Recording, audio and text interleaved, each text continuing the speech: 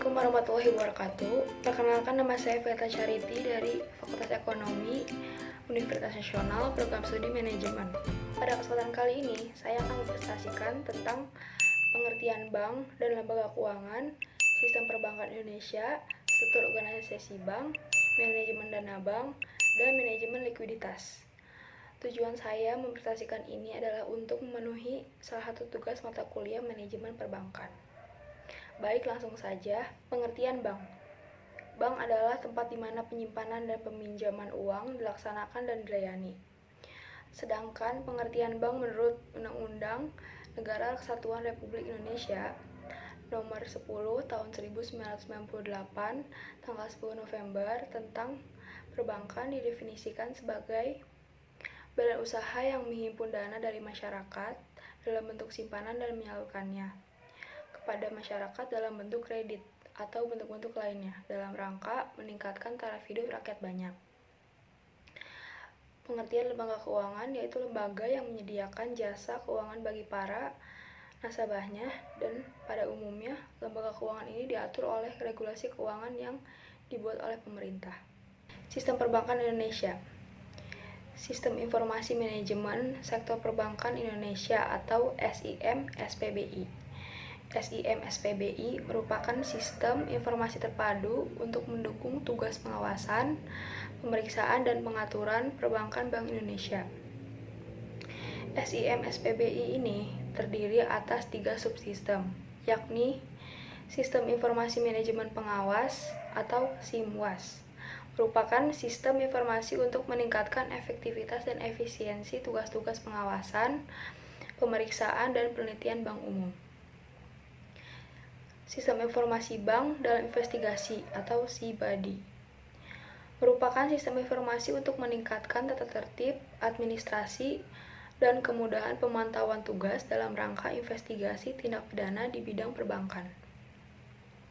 Yang ketiga adalah data mart, data pokok bank, yang menyediakan informasi yang berkaitan dengan kelembagaan, kepemilikan, dan kewenangan operasional dan strategi pengawasan yang diterapkan pada suatu bank sehingga diharapkan dapat mengoptimalkan informasi dalam rangka pengawasan dan pembinaan bank.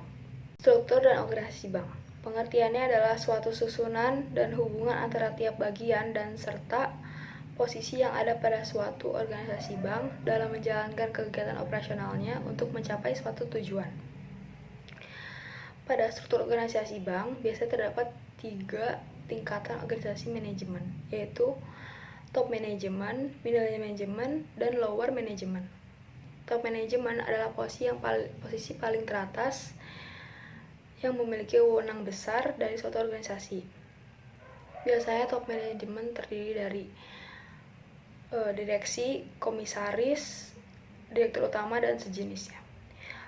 Tugas daripada top manajemen ini adalah mengatur strategi dari dana pada organisasi yang dipegang. Middle management adalah posisi bawah top manajemen.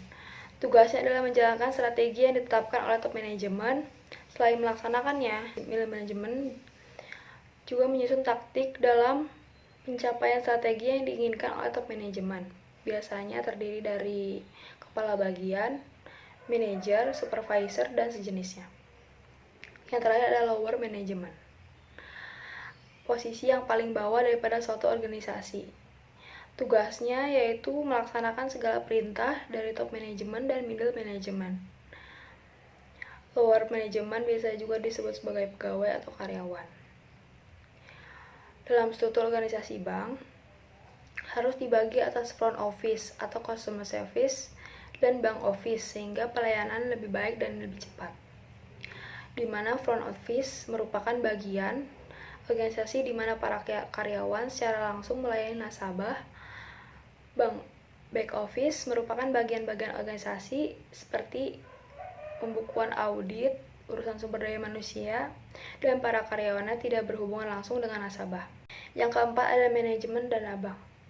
Manajemen dana bank adalah bagaimana memilih dan mengelola sumber dana yang tersedia bagi bank. Pengelola sumber dana ini dari masyarakat luas, terutama dalam bentuk simpanan giro, tabungan, dan deposito sangatlah tujuan manajemen dana bank. 1. Memaksimumkan kemakmuran pemegang saham yang mempertimbangkan faktor risiko, mempertimbangkan kepentingan pemilik, kreditor, dan pihak lain yang berkaitan dengan perusahaan. Memaksimalkan kemakmuran pemegang saham dan menegang pada aliran kas daripada laba bersih dan pengertian akuntansi. Ruang lingkup kegiatan manajemen dana bank. Segala aktivitas dalam rangka penghimpunan dana dari masyarakat. Yang kedua, berupa ajakan atau promosi yang bertujuan menghimpun dana dari masyarakat. Yang ketiga, sebagai lembaga perantara, falsafah yang mendasari kegiatan usaha bank dan kepercayaan masyarakat. Penentuan dana bank dapat ditentukan berdasarkan ketentuan pemerintah, kewajiban penyediaan modal minimum, area operasional bank, produk jasa bank, tujuan bank, pimpinan bank, kebutuhan likuiditas, tingkat kualitas dari aset, struktur dari tabungan, tingkat kualitas dan sistem operasional bank, tingkat kualitas pemilik bank. Yang kelima, ada manajemen likuiditas. Pengertian dari manajemen likuiditas adalah kemampuan manajemen bank dalam menyediakan dana yang cukup untuk memenuhi kewajiban-kewajiban maupun komitmen yang telah dikeluarkan nasabahnya setiap saat. Tujuan manajemen likuiditas yaitu menjaga posisi likuiditas bank agar selalu berada pada posisi yang ditentukan pada bank sentral.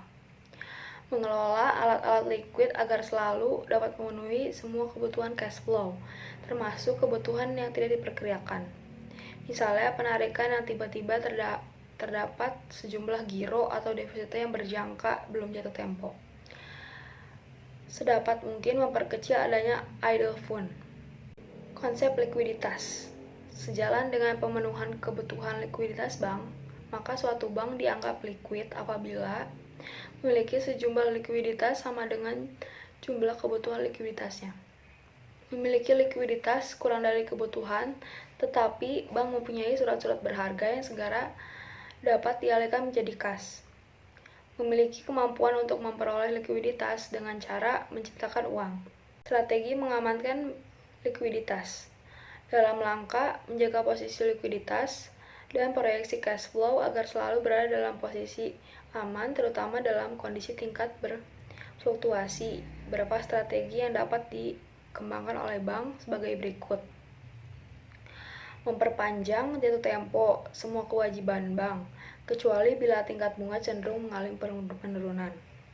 Melakukan diverifikasi sumber dana bank, menjaga keseimbangan jangka waktu aset dan kewajiban, memperbaiki posisi likuiditas antara lain mengalihkan aset yang kurang marketable menjadi lebih marketable.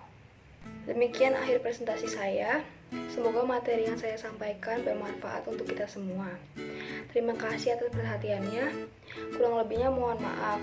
Wassalamualaikum warahmatullahi wabarakatuh.